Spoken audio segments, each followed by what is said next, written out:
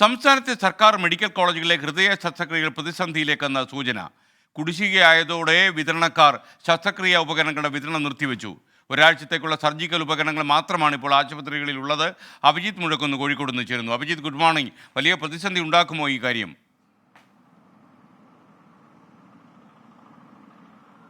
SKN good morning. അത് തന്നെയാണ് നിലവിൽ ലഭിക്കുന്ന സൂചന. കാരണം ഈ ഏപ്രിൽ 1 മുതൽ സ്വകാര്യ കമ്പനികൾ ഹൃദയ ശസ്ത്രക്രിയാ ഉപകരണങ്ങളുടെ വിതരണം നിർത്തിവെച്ചിട്ടുണ്ട്. നിലവിൽ ഈ മെഡിക്കൽ കോളേജുകളിൽ, സംസ്ഥാനത്തെ മെഡിക്കൽ കോളേജുകളിൽ അവശേഷിക്കുന്നത് ഒരാഴ്ചത്തേക്ക് മാത്രമുള്ള ഹൃദയ ശസ്ത്രക്രിയാ ഉപകരണങ്ങളാണ്. സ്റ്റെൻസ്, പേസ് മേക്കർ, ബലൂൺ തുടങ്ങിയ ഉപകരണങ്ങൾ ഒരാഴ്ചത്തേക്ക് മാത്രമാണുള്ളത്. ഇനി ഈ വിതരണക്കാർ ഈ കൂടുതൽ ശസ്ത്രക്രിയാ ഉപകരണങ്ങൾ വിതരണം ചെയ്തില്ലെങ്കിൽ തീർച്ചയായും വലിയൊരു പ്രതിസന്ധി ഈ മെഡിക്കൽ കോളേജുകളിൽ അനുഭവപ്പെടാനുള്ള സാധ്യതയുണ്ട്. ഏതാണ്ട് 143 കോടി രൂപയാണ് സ്വകാര്യ കമ്പനികൾക്ക് ഫണ്ട് നൽകേണ്ടത്, ഈ ആശുപത്രികളിൽ നിന്ന് ലഭിക്കേണ്ടത്. പക്ഷേ അത് നമ്മൾ പരിശോധിക്കുകയാണെങ്കിൽ 2012 മുതലുള്ള കുടിശ്ശികയുണ്ട് ഇവർക്ക് കൊടുത്തു തീർക്കാൻ.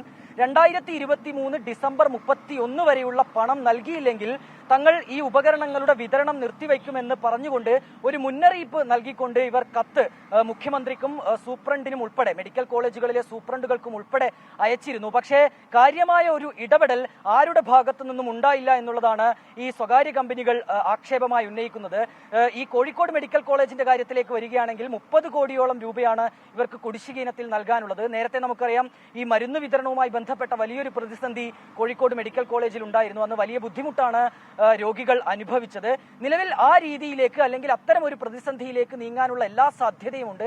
കാരണം ഇത്തരത്തിൽ ഈ ഹൃദയ ശസ്ത്രക്രിയ ഉപകരണങ്ങൾ നൽകുന്നത് വിതരണക്കാർ പൂർണ്ണമായും നിർത്തിവെക്കുകയാണെങ്കിൽ, അതായത് അതിൽ നിന്ന് അവർ പിന്നോട്ടില്ലെങ്കിൽ വലിയ രീതിയിലുള്ള ഒരു പ്രതിസന്ധിക്ക് സാധ്യതയുണ്ട്.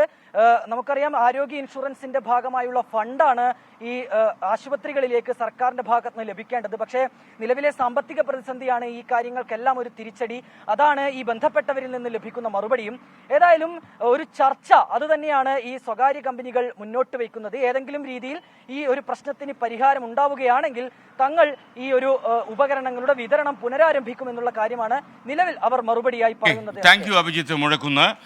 ലോകത്തെവിടെയായാലും ഏത് സമയത്തും 24 വാർത്തകളും ഓഗ്മെന്റഡ് റിയാലിറ്റി പാക്കേജുകളും എക്സ്പ്ലെയിനറുകളും വിശദമായി കാണാൻ ഞങ്ങളുടെ യൂട്യൂബ് ചാനൽ നിങ്ങൾക്ക് സബ്സ്ക്രൈബ് ചെയ്യാം.